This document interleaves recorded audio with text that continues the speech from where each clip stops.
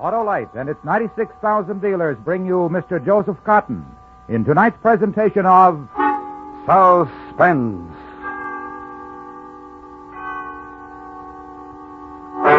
Tonight, Autolite presents the story of a man who craved power, position, and money, and destroyed himself accomplishing it. A tale we call A Watery Grave, starring Mr. Joseph Cotton.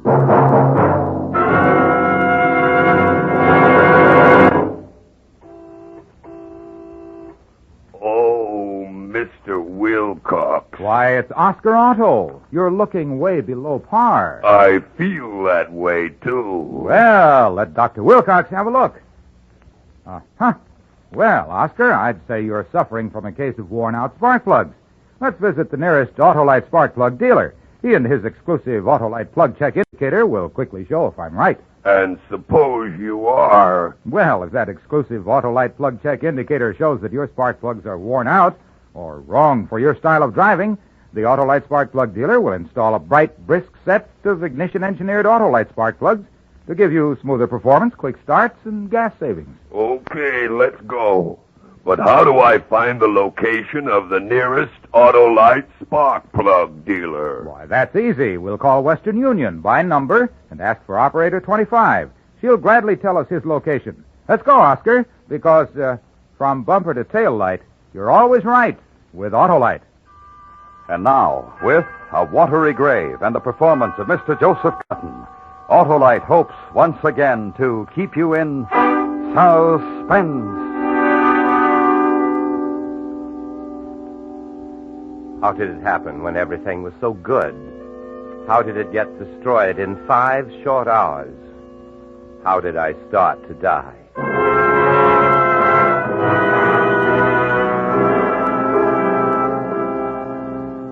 In the city, a district attorney is an important man. Our city is an important city in the nation. Therefore, I am important as its district attorney. The logic of law, the deductive reasoning that leads to everything. It was only reasonable that such powerful interests should have come to me. I had a case against McNeely which could have destroyed him.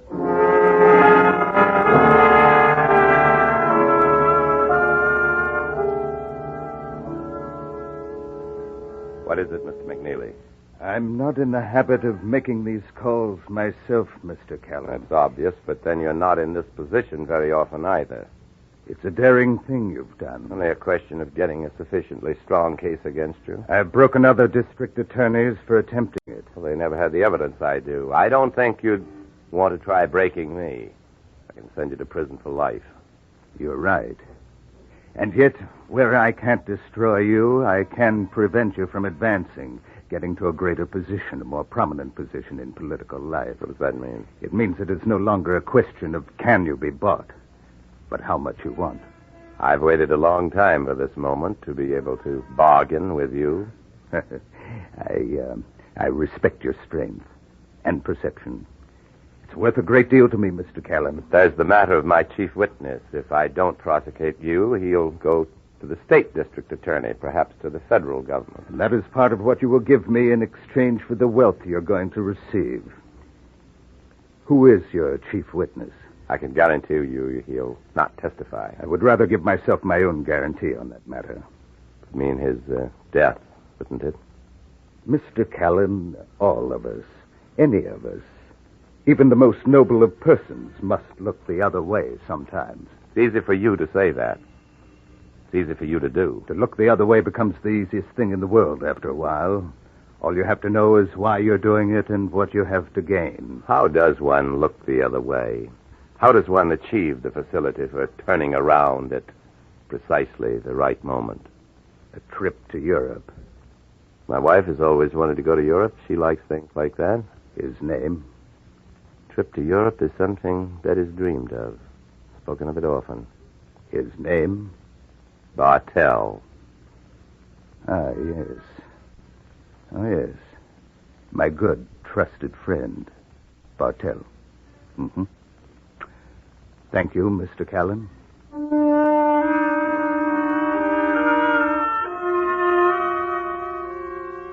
Who was Bartell? A man from the streets who had muscled his way into life. Who was Bartell? Circumstance had made him a witness to McNeely's worst plans. Destiny had placed him in a position of value to the district attorney's office. This valueless man, Bartell, happenstance and coincidence had made him the keeper of dark secrets and illegal events which could have smashed an empire.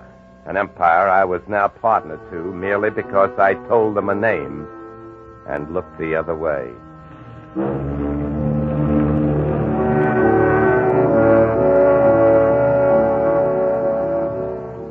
The first night out, I waited on deck after dinner, waited for Betty to come out, and we would go to the main saloon. Oh, it felt good to know your way in the world, to know when to look the other way.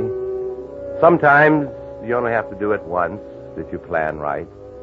And Betty could have everything, a bigger house, another servant in the house, up, moving up, so secure, I didn't even hear his footsteps approaching. So positive all was going well, I didn't even think of caution. So certain of success, everything for Betty. I was so pleased. You're the only man I ever trusted. Bartell. The only man, and a DA besides. And you can still trust me. Even after you said my name? I'm getting rid of McNeely for you. Are you? You turned state's evidence. If you didn't believe I could get rid of McNeely, you wouldn't have dared turn state's evidence. I believed you. I trusted you. Let's stop the game. Why did I ever think I could trust you? Now tell me, you're a smart man. You went to college. Because it was to your advantage. Because if the law could get rid of McNeely for you, that was better. And safer. So don't have any illusions about trusting me. You never did. You needed me. That's different. And you needed me. We needed each other. We still do. Nothing's different. You're on the bond, Bartell. You're leaving the country without permission. McNeely gave me permission. He had me shot at, and I was wounded. See my shoulder? Fat on this side, fat from bandages. You don't have a passport. I don't need that either. I have money. How'd you get aboard? Oh, it's simple. Easy to stay hidden for a day. The second and third day, that's something else. I can fix it so you won't be let off, so you'll be sent right back. Mr. Callan, I can put you in prison if I'm sent back. My word would prevail against yours in any court of law. Maybe against my word alone. But not McNeely's hired gun, so both our words against yours. You have him? Some of my men do, yeah. He's safe at home. Oh, I could discredit your testimony. Then why argue? I have nothing to do with you. You got no choice, Mr. Callan. I'm warning you, Bartell. Well, what do you do? Kill me? You're not the kind who thinks like that. You kill by law, the legal way. And I'll find a way by law. Once I'm in Europe, they have different laws. All right. I'm a realist, Bartell. So? I only take calculated risks. What's your price? I have more money than you do, Callan. You couldn't buy me. Then what do you want? But you have more prestige than I do. You're liked. You know your way around the talkers. Well, talk me off this ship. You're impossible. Find a way. You'll be discovered before we dock. Not if you put me up in your cabin. Bartell, wherever I'm involved, I'll listen and meet a man halfway. But me alone, not my wife. If you involve my wife, I won't do a thing for you. Not if my wife's involved in any way. Not a thing. I'm in a squeeze, Callan. I'm finished unless you help me get into Europe. But you'll be finished with me.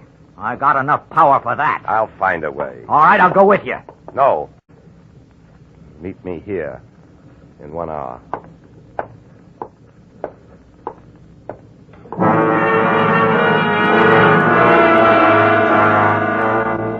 I walked away calm. I made a point of walking away confident, but my stomach felt sick. Maybe I'd thought of trying to kill him then and didn't know it. I'd been raised to respect human life. I'd been educated to be decent, to forgive. But Bartell wasn't human. He was a beast. And is there anything in the ethic which says we cannot protect our lives when attacked? Bartell was destroying me, pulling me carefully built world down about me. A world Betty must know nothing about. A world I had built to protect Betty. From law school to ward politics to assistant district attorney. It's a long way up. The hardest minds to fight. The most realistic men to please.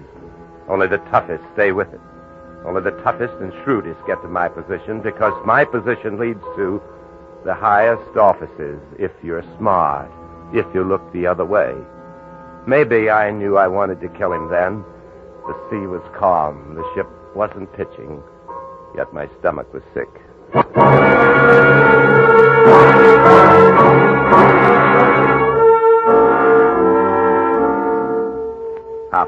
gone and still no plan. Where to go, who to turn to, what to ask. Nothing, anywhere. My mind posed questions for which there were no answers. Would I lose all I owned in the world? Problems for which there were no solutions. If I lost everything, would Betty go too? Were the two things inseparable? My success and Betty? I'll be ready in a minute. Robert, is that you? Who is it? Oh, Robert, you didn't answer. There. Drink helps. Helps what? You go to the dining saloon yourself. I'll be along soon. Do you mind if I ask what's wrong? I can handle it. Yes, of course. I'll be in the dining saloon. Wait a minute. Come back. All right. What is it? You were going to leave, weren't you? I don't understand. You'd have left me. You saw I was troubled, very troubled, and I wanted to talk to you, but you made me ask you. Oh, please. Don't get angry, Robert. Please don't You argue. always make me ask you for your attention, always, ever since we've been married. Not always, Robert. Not ever since we were married. Most of the time. You changed. You got quiet. You never wanted to talk about things I was doing. You never accepted my suggestions. You didn't understand the legal profession, the workings of law. That's why I stopped giving suggestions. It wasn't suggestions I wanted. It was encouragement to have you believe in me. But you never did. The more I gave you, the more I tried to give you, the less you seemed to care. Oh, please. You think stop. all these things come out of the sky? Do you think they were given to me? I had to fight for them. To fight to get things for you. I never asked for them. Oh, but you took them. You never refused them. You never said, no, I don't want a lot of clothes. No, I don't want a fur coat. You never said no. Stop shouting. Stop. Shout. Everything. For you. But you give nothing in return. No love or affection or like, not even liking. Oh, stop. Why didn't you ask for a divorce? I'll give you a divorce. Easy. Simple. Is that what you want? Oh, I can't stand any more. Here. Oh, You're not going to leave now. my arm. You know why you want to divorce me? You know why you won't? Because of these comforts. And that's all you want. You'd lose them. You'd lose them overnight. Why do you do this? I've paid for everything in my life, for everything. Everything you have. Only now it's time for you to pay, too.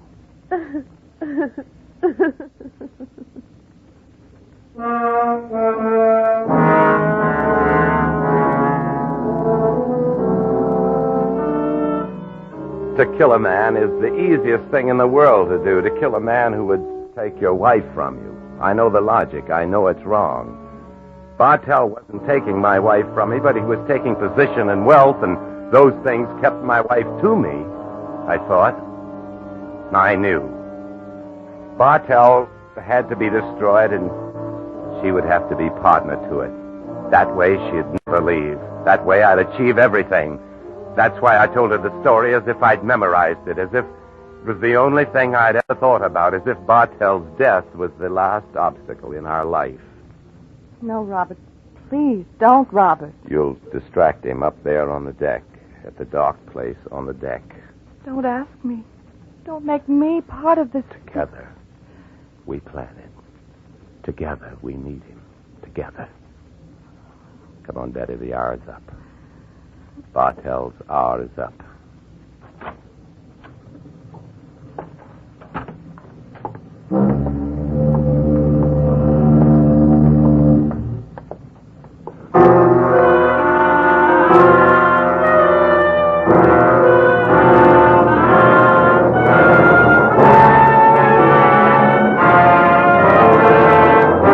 Autolite is bringing you Mr. Joseph Cotton in A Watery Grave, tonight's production in radio's outstanding theater of thrills, Suspense.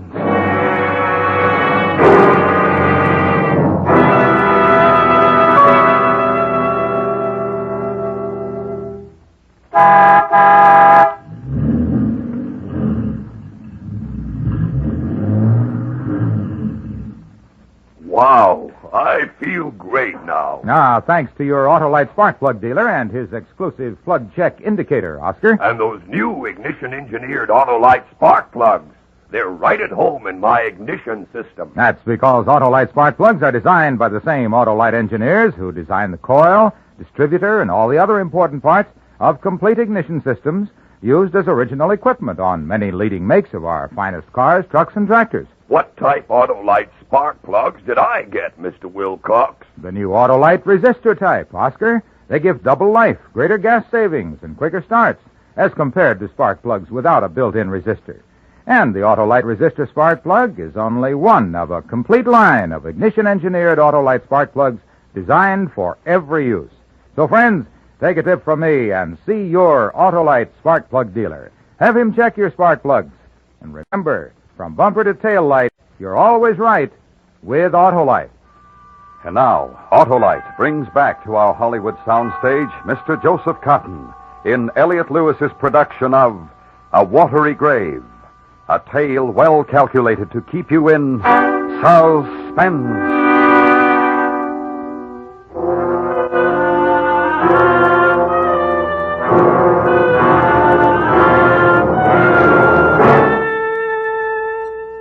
How did I start to die? Then, at that moment, as we walked along the deck, did I start to die then because I knew I would kill Bartell? Does one die a little if one plans to kill a human being and die more when one does it? And to compound it, Your Honor... Funny to think, Your Honor. Funny to think that way now. To compound it by knowing your wife hates you more than anything in the world because she's terrified, infuriated by her hate, but pleased with her terror. How can she hate me so? In so short a time, I gave her everything. I tried to be something important for her, and rich for her, and killed for her.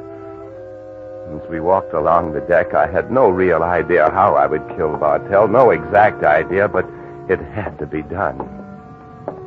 I held Betty's arm tightly as we approached the dark part of the deck near the railing, the place where Bartell was. Not actually a railing, an entrance for a ramp with only a chain across it. Bartell, this is my wife. What did you decide? I've been talking to her. I've been explaining to her. What did you decide? Don't talk to me like that, Bartell. Don't ever talk to me like that. Do you put me in your stateroom?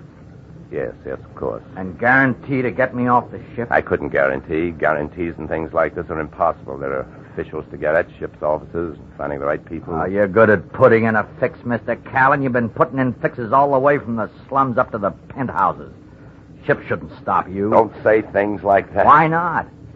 Everybody knows how McNeely pays off, and you're one of McNeely's boys now. Anytime he wants to put his fingers in a dirty deal, he'll use your hands to do it. Don't talk like that in front of my wife. Yeah, she'll get used to it. McNeely doesn't care who knows about his dirty-handed men. Shut up. Shut up! I lunged at him. I didn't even reach for his gun he was carrying. He didn't think I was capable of doing it. His back was against the chain, his good arm flailing wildly. Over the chain, over and into the water. I didn't see in the darkness. I didn't know until I heard the scream. Let go! Let go! Only it was too late for Bartell to let go. Get a grip on my wife's arm. Before I could move, before I could do anything, it was insane. She was pulled over the side, too. Over into the water. I had to save her. There was little I could do to save her. Would be to save Bartell, but I didn't hesitate. I know that. I'm sure of it. I grabbed the nearest life preserver and hurled it over the side. I could barely see them struggling in the water with the ship's propellers coming near. And then I knew I would have to jump. I would go over. I could still finish Bartell and save Betty. Still, I could have everything, and it would be called an accident. I went over the side.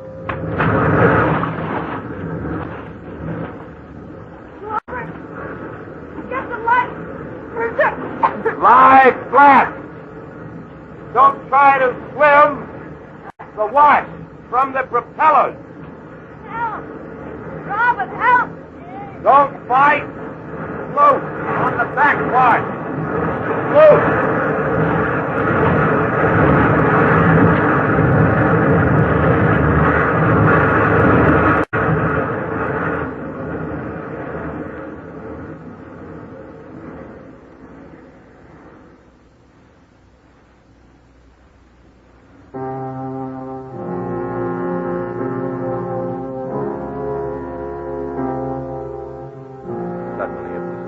Suddenly the terror was gone, and I could see Betty staying afloat near the life preserver, and beyond that, Bartell struggling with one good arm, struggling to get to the life preserver first.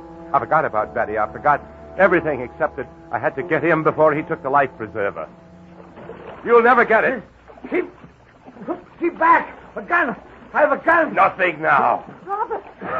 Robert, don't! Keep away from me! Now. Keep away! Now, Bartell. Now, Trotted Fork. Hands! Shoulders! Now, tell your story underwater. No! Tell it. Oh, no, no! From the sea. Tell your story.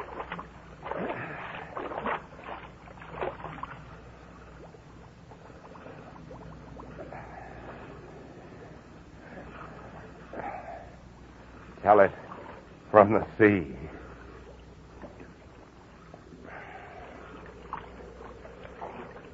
You murdered him. It was Bartell who us. Take the preserver and hold on to it. Don't you understand? It was Bartell or us. I never knew you. Oh, the ship will turn around and pick us up soon. You must understand. I never really knew you. It takes something to kill a man. Bartell was the killer. A ruthless man. I know. I was the one who forced him to turn state's evidence. Something horrible in you. Maybe that's why we've been growing apart. Maybe I saw it but didn't recognize it. I'd never seen it before. You see it every day in the eyes of the people. That's a lie. Look at the murders. Look at war. Can't make people kill each other if they don't want to. Could you? How could you? I'll never forget the look on his face when he knew he was going to be drowned. But you were going to do it. It's terrible. Oh, crying. Crying for him. Crying for a hoodlum, a killer. Crying for a gangster. Yes. Tears for him. Oh, he doesn't deserve it. Why should he be cried over? Why him? You never wept for me. I weep for you, too. I don't need pity. I don't need your pity. I'm not giving you pity. I'm trying to find a way to forgive you. Yeah. Hold on to the life preserver.